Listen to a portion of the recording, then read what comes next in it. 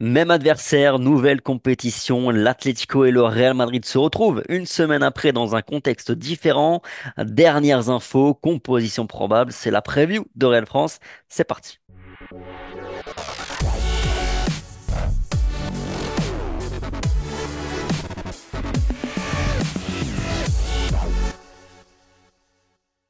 Bonjour à tous, ravi de vous retrouver aujourd'hui pour une nouvelle vidéo, une petite preview contre avant un match encore fort sympathique face à l'Atlético dans le cadre de la Coupe du Roi et on va débrief, on va faire un avant-match plutôt de ce match avec Rota. Salut Rota, comment ça va? Ça va, merci et toi? Ça va, froidement, mais écoute, ça va bien. Bon, allez, attaquons tout de suite. On va pas se refaire une analyse de l'Atlético parce qu'on l'a fait la semaine passée déjà.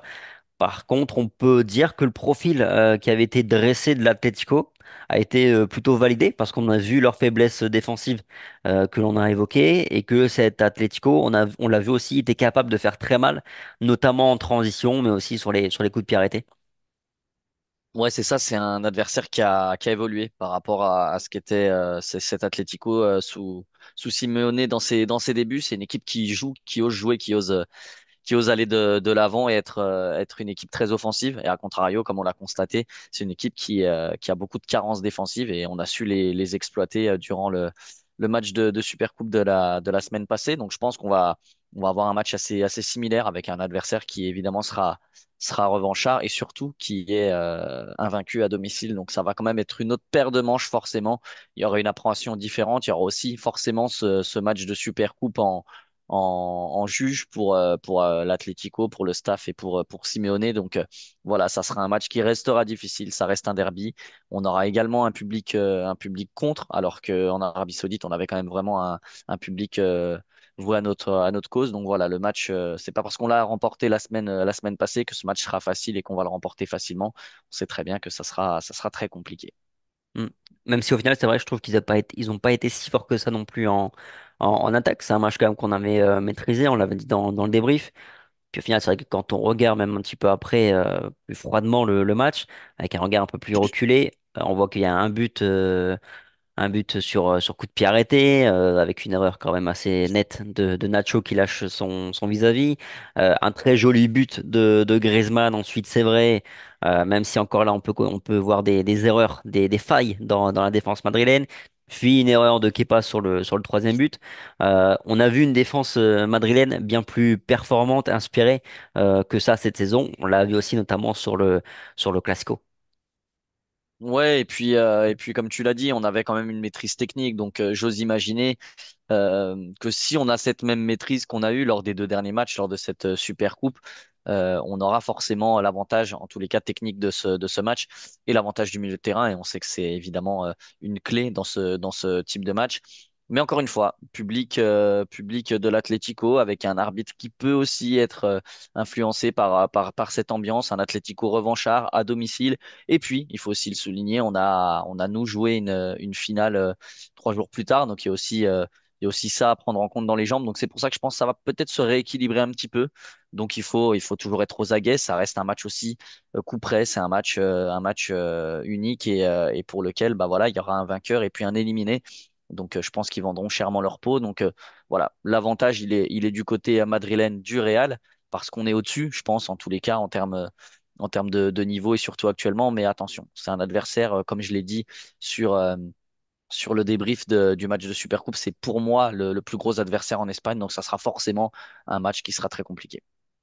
Ouais, t'as noté hein, le facteur qui joue à domicile. Il me semble qu'ils ont été invaincus sur toute l'année 2023, si je dis pas de bêtises.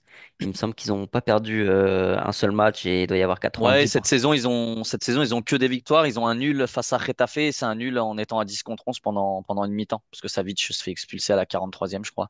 Donc, mis à part ça, c'est que des victoires. Donc, attention, ça reste très costaud à domicile. Ouais. Ouais, de surcroît, ils vont jouer, on peut le dire, ils jouent presque leur saison sur ce match. Parce que la Liga, ça se complique déjà, ça s'est déjà bien compliqué pour eux, parce qu'ils sont quand même un retard notable. La Ligue des Champions, bon, ils font pas partie des favoris. En Super Coupe, bah, ils l'ont laissé passer, alors que c'était quand même une occasion, une belle opportunité pour eux, puisque c'est une compétition courte. Il leur reste finalement la Coupe du Roi aussi, donc forcément un Atlético qui joue sa saison, donc plus fort. Grosse, enfin plus fort par rapport à Il y a, peut-être il à y ce a- qu'on il y a a- vu. il y a- il y a la Ligue des Champions. La Ligue des Champions, ils ont fait une très belle phase de poule. Et attention, je pense que ça peut être un adversaire très, très coriace. Mais évidemment, ça C'est pas reste favori. l'une des deux compétitions pour lesquelles ils restent en lice. Et la Ligue des Champions, ça reste une compétition qu'ils n'ont pas remportée. Donc forcément, comme tu l'as dit, ouais, c'est la Coupe du Roi, c'est le plus abordable pour eux. Tu l'as dit aussi, l'avantage par rapport à sur le plan physique, on peut parler aussi de préparation tout simplement. Ils ont une semaine quasiment, enfin une semaine entière pour préparer ce match. Le Real Madrid est quand même beaucoup plus dans le rush par rapport à ça. D'ailleurs, je regarde un petit peu AC et Marca là ce matin qui disent que c'est assez flou par rapport à ce que pourrait tenter Carlo Ancelotti, Diego Simeone. C'est un peu flou, mais apparemment il bosse des trucs, peut-être un système un petit peu remanié. Enfin, tu t'attends possiblement à une évolution, à un coup tactique de Simeone. Ouais, il en a été capable cette saison. Il a déjà joué en 3-5-2, par exemple. Donc, est-ce qu'il pourrait être en capacité à mettre ce système en place? Pourquoi pas? De toute façon, il va chercher les clés pour pouvoir se débarrasser du Real Madrid dans cette Coupe du Roi. Donc, forcément, il y a des choses à tenter parce qu'il sait très bien que sinon, on est au-dessus. Donc voilà, je pense que lui est un tacticien hors pair.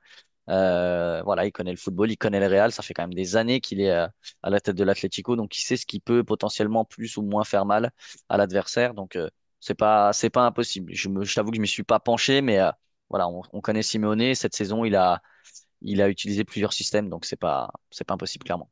Mm. Mais en même temps, on l'avait dit dans notre débrief, ce n'était pas du tout un grand Real Madrid face à cet Atlético là en Supercoupe. C'est ce qui me ferait assez peur finalement si j'étais de leur côté, parce que je me dis que le Real a quand même bien plus de marge de progression d'un match à un autre, entre ce match de Supercoupe et celui qui va arriver. Et je me dis que l'Atlético était quand même à 10 minutes d'une finale en Supercoupe, qu'il se faut revenir face à un Real qui, on l'avait dit, hein, offensivement faisait pas un grand match. Au milieu de terrain, pareil, c'était quand même assez moyen, sans Toni Kroos et avec un Tchouaméni un petit peu en dessous de ce qu'il peut faire, Luka Modric et également. Donc même si c'est une équipe qui nous pose quand même assez souvent des problèmes, l'Atlético de Madrid, actuellement, c'est clairement le rival le plus compliqué pour les Madrilènes en Espagne, clairement. Mais c'est vrai qu'il y a aussi cet aspect de bah, le Real n'a pas fait un grand match, c'est passé. Si le Real fait un match meilleur, nettement meilleur, est-ce que l'Atlético aura vraiment beaucoup de chance? Clairement non. Mais en fait, si j'étais Simeone, pardon, je reviendrais presque à l'ancienne formule, c'est-à-dire à presque mettre un bus et essayer de jouer le contre comme il a su si bien le faire. Mais s'il ne le fait plus depuis un an et demi, c'est aussi parce qu'il a plus les mêmes soldats, il a plus les Godin et compagnie, et c'est bien plus compliqué pour lui. Défensivement, l'Atlético, c'est plus du tout l'assurance touriste que c'était, et forcément, il a plus d'intérêt à jouer l'offensif comme il le fait depuis un peu plus d'une saison pour pouvoir inquiéter ses adversaires. Malheureusement pour lui, comme tu l'as dit, même face à un Real qui était pas à 100%, pas au milieu de sa forme, c'est pas passé, il en a pris 5. Donc forcément, oui, si j'étais lui, je me dirais tout simplement que j'ai pas forcément les clés, il va falloir tenter quelque chose. Donc comme tu parlais de système peut-être un peu différent, comme le relevait à Soumarca, bah, ça peut peut-être passer par là pour essayer de jouer sur des failles madrilènes. Mais c'est vrai qu'en ce moment, les failles côté Real Madrid, il y en a très très peu. Donc voilà, on a beau être le meilleur tacticien du monde, si les hommes qu'on possède sont moins forts que ceux d'en face, ça reste dans tous les cas complexe. Mm. De notre côté, on vient de rouler sur le Barça. On vient de prendre le premier titre de la saison, validant ainsi notre excellente première partie de saison. Niveau de confiance maximale donc. Maintenant, est-ce que tu y vois pas aussi un petit risque de relâchement, de manière inconsciente évidemment, mais est-ce que tu vois pas un risque aussi un petit risque de relâchement? Honnêtement, non. Pas spécialement parce que je pense que c'est une équipe qui a faim de titre. On a des jeunes joueurs qui ont faim, qui veulent gagner au Real Madrid. Et on a des anciens qui ne se lassent pas de l'emporter non plus. En plus, dans les derbies ou dans les classicos, dans tous les matchs importants, ces joueurs-là sont toujours transcendés. On le voit, c'est-à-dire que même si on les perd en règle générale, il y a toujours ce côté transcendant et ce côté motivation plus qui est présent. Donc non, je vois pas de relâchement possible. On pourrait se dire que c'est la Coupe du Roi et que bon bah voilà, s'il y a une compétition à lâcher, c'est peut-être celle-là.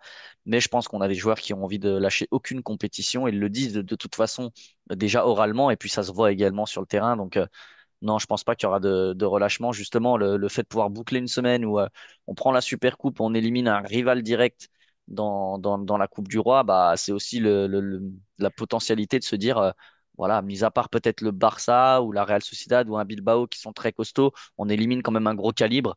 On est presque tranquille. Donc voilà, il y a juste à assurer. Donc non, je pense qu'on aura des hommes, des vrais soldats. En tout cas, je l'espère. Mais je pense pas qu'il y aura de relâchement au niveau des joueurs. Ouais, je partage ce point de vue. Je crois que c'est Carvajal qui disait après la Super Coupe que gagner la Super Coupe n'aurait servi à rien si on se faisait éliminer derrière en Coupe du Roi. Il me semble qu'il a tourné ça quelque chose un peu comme ça. Espérons que ce soit l'esprit de tout le monde, mais je suis aussi d'accord avec toi. C'est vrai qu'il y a un bon mélange entre les jeunes, les Bellingham, même les Vinicius et compagnie, ces jeunes joueurs qui sont vraiment affamés de titres. Et puis Qu'on l'appelle.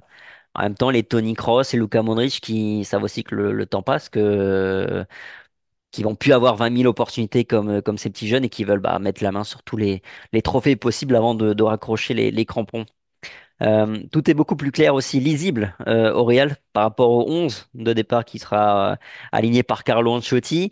Lui qui a déjà annoncé que Lunin jouerait ce match, mais que Kepa reviendrait pour la Liga le week-end. Enfin, le week-end, ouais, le week-end à venir, enfin, le prochain match de Liga. Ce deuxième point est assez surprenant quand même, car on pensait qu'il avait définitivement tranché contre le Barça avec Lunin, mais finalement, c'est toujours pas le cas, quoi. Non, c'est très très surprenant puisque nous dans notre vidéo quand on l'a fait, voilà, on a dit c'était le dernier coup d'épée et que c'était terminé, le débat était fini. Je pense que c'était assez clair pour tout le monde. C'est pas le cas. J'arrive pas trop à comprendre. La seule chose pour moi qui est compréhensible, c'est que Lounine, je pense, partira en fin de saison. Et je pense que c'est aussi pour ça que ça peut être un des éléments. Parce que Lounine, il a envie de jouer. Je pense qu'il vaut aussi par cette saison qu'il est en train de faire, qu'il a le niveau pour être dans un club de première division et pouvoir s'imposer. Et il sait très bien qu'avec Thibaut Courtois, avec le retour, il va resserrer le banc et donc il ne jouera pas. Et le temps passe aussi. C'est un jeune gardien, mais il a forcément, je pense, envie de jouer. Et je pense que c'est le seul élément qu'on ne maîtrise pas, mais qui doit être présent en interne, pour lequel Ancelotti fait jouer Kepa. Sinon, je vois pas d'autres raisons. Mais un départ ne me surprendrait pas. C'était déjà un petit peu dans les tuyaux. En tous les cas, on en parle un petit peu. Il y a quelques petites rumeurs. Et ça me surprendrait pas pour les raisons que je viens d'évoquer. Donc c'est la seule chose parce que sinon c'est un joueur prêté. Donc quel intérêt il aurait à le faire jouer, sachant que Lounine est en train de l'écraser sur leur concurrence. Donc il n'y a pas de logique. Et en plus, on l'avait déjà dit, le fait de faire jouer un gardien dans une compétition et l'autre dans une autre, ça a pas trop fonctionné. La seule fois où ça a fonctionné, oui, on prend une Ligue des Champions avec Casillas, mais c'était quand même une année compliquée. Au niveau des gardiens, c'était compliqué. Puis ensuite, c'était pareil, Keylor Navas, Diego Lopez, et c'était très complexe. Le PSG a essayé de mettre ça en place aussi, ça a été compliqué. Enfin voilà, je pense qu'il n'y a pas un club qui l'a adopté en l'ayant essayé, c'est que c'est pas super bon et super sain. Et pour le coup, la mise à part cette raison-là, je vois pas pourquoi Kepa jouerait la Liga, mais c'est ce qu'a annoncé Ancelotti et pas Lounine. Mm. Ouais, ce sera d'autant plus étonnant que si Lunin fait encore un grand match au Metropolitano, honnêtement, le retirer, le sortir du 11 derrière, ça va être quand même assez compliqué. Pour le peu que Kepa fasse pas un match foufou derrière en Liga, ça peut quand même vite aussi retomber sur Carlo Ancelotti. Et tu vois, même l'argument du finalement du transfert, je le comprends. Et en même temps, je le trouve pas non plus si sensé que ça, dans le sens où tu fais jouer Lonin, si tu fais jouer Lonin toute la fin de saison, que Lonin maintient ce niveau de performance, derrière tu augmentes Tu le aussi vends sa plus cher, valeur ouais. pour le Real Madrid, qui dit Non, mais jamais non à quelques millions, il y quoi. a deux facteurs. Il y a celui dont tu parles, le fait qu'il prendra forcément de la valeur, ça c'est un fait. Et puis le fait que si on a envie de gagner les compétitions, il faut mettre le meilleur gardien en fait. Il y a pas de calcul à faire. Mais honnêtement, mis à part cet argument-là, je vois pas pourquoi Kepa jouerait la Liga. Je vois pas pourquoi des gens ont scindé en deux. Ça, je comprends pas. Comme je l'ai dit, ça n'a pas fonctionné, ça ne fonctionne pas, et je pense que c'est pas sain pour les deux gardiens. On pourra dire que voilà, ça leur permet de se maintenir à un niveau euh, de concentration ultime, mais voilà. Des gardiens pros l'ont déjà dit. On a plein de gardiens français, espagnols, italiens qui le disaient. Lorsqu'ils n'étaient pas sûrs de jouer le week-end, c'est très déstabilisant et on a besoin de confiance quand on est gardien plus que jamais.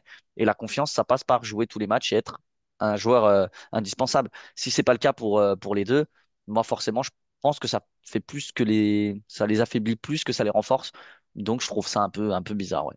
Ouais. Et puis même si Lounine venait à partir cet été, je vois mal le Real Madrid conserver Kepa. Alors, je sais pas c'est quoi son salaire, mais finalement, je vois même mal le Real Madrid vraiment avoir besoin d'un second gardien de qualité avec un salaire, on va dire, qui compte réellement dans la masse salariale.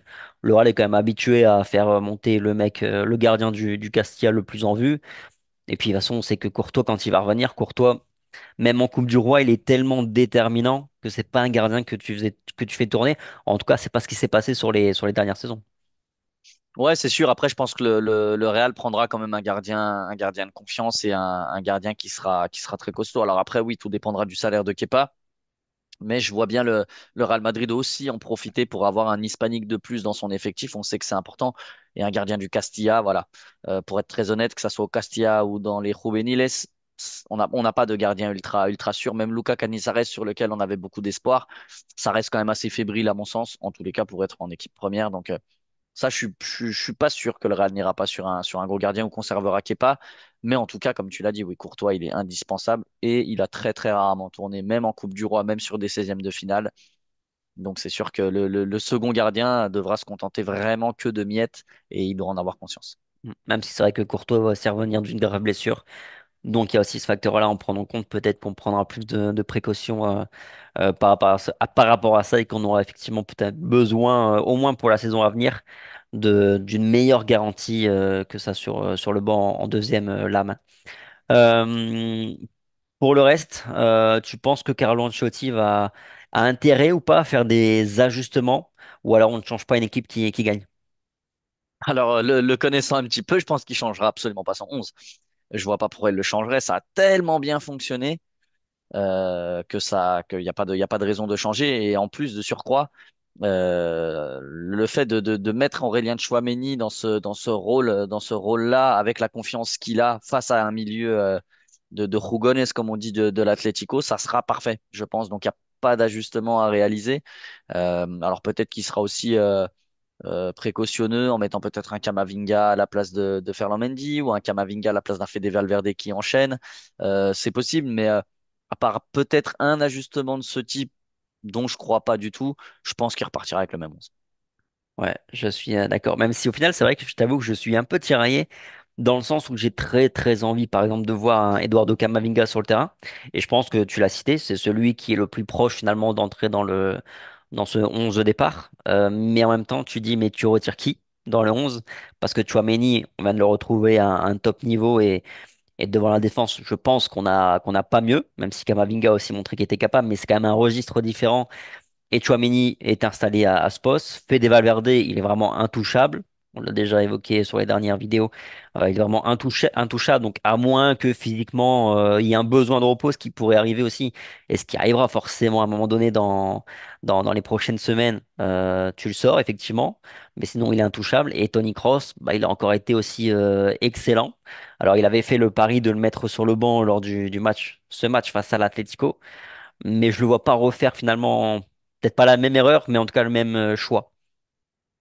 Ouais, parce que c'était une erreur, hein, on va pas se mentir, hein. Il a énormément manqué. Son entrée en jeu a été bénéfique au Real Madrid. Et puis, voilà, il a confirmé face au Barça. Toni Kroos, il marche sur l'eau également cette saison, donc il n'y a pas d'intérêt à l'enlever. Modric, c'est un petit peu plus délicat, donc je le vois pas rentrer dans ce 11. Mais après, c'est ce qu'on disait après le débrief face au Barça, où on était en off tous les deux. C'est vrai que le Real Madrid a Eduardo Camavinga sur le banc. Je sais pas si on se rend compte de la saison qu'est en train de faire Camavinga. C'est un monstre. N'importe quel club au monde le voudrait. Et il est remplaçant au Real Madrid, en tous les cas, pour le moment. Il revient de blessure, mais pour le moment, il est remplaçant et on se dit, comment est-ce qu'il peut rentrer dans le 11? Alors que c'est dingue de se dire ça, parce que Kamavinga est un monstre cette saison, il est extraordinaire. Il ne fait quasiment aucune erreur technique, il a très peu de déchets, il est déterminant, il casse les lignes, il est intelligent, il est physique, il est technique, il a tout. Il a absolument tout et on est en train de se poser les questions de, est-ce qu'il est, enfin, à la place de qui est-ce qu'on le met? Enfin, voilà, on est encore une fois, on est très chanceux. Mais voilà, c'est le seul pour lequel je me permets voilà, d'avoir un petit doute. Mais je suis comme toi. Moi, je pense que le 11 qu'il a emporté face au Barça et qui était très bon sera reconduit pour ce match-là. Attention, vous voyez, par rapport au physique. Et ça, c'est des choses qu'on maîtrise pas. Donc, on peut pas du tout l'anticiper. Mais s'il y a quelqu'un qui se sent un peu moins bien après cette semaine, ce voyage en Arabie Saoudite, oui, forcément, il y aura un turnover. Mais j'en doute. Hmm. Ouais, bah après c'est plus une question. C'est vrai que c'est plus une question de d'alchimie finalement entre les trois qui fonctionnent très bien, Tchouaméni, Kroos, Aussi, ouais. Fede Valverde, que d'individualité pure, pardon. Parce qu'effectivement, sinon Kamavinga, je pense qu'aujourd'hui il rentrerait dans ce 11, mais ce trio marche aussi bien. On ne change pas une équipe qui gagne. Donc, ouais, donc on repartira, à mon avis, je suis d'accord avec toi, sur le même 11. Carvajal, Rudiger, Nacho, Mendy, Kamavinga, pardon, Tchouaméni, Kroos, Fede Valverde, Lapsus. Bellingham, Rodrigo et Vinicius. Je pense qu'il n'y aura pas de doute. Et puis, le petit Brahim Diaz en joker de luxe, Kamavinga aussi, évidemment. Je pense qu'on a assez en Du phase. Ceballos, du Modric, du Joselu, du Arda Güler. Enfin voilà, il y a de quoi, il y a de quoi bien manger. Il y a des options, effectivement, pour le coaching de Carlo. Voilà, je pense qu'on a fait un peu le tour sur cette preview. Merci, merci Rota, merci à tous d'avoir regardé Merci Thomas. cette vidéo. Sur ce, prenez soin de vous. Bon match demain, puis on se retrouve après ce match justement pour un petit débrief. Sur ce, passez bonne soirée, puis enfin bonne journée plutôt, et puis à très vite sur Alphonse. Allez, ciao. Ciao.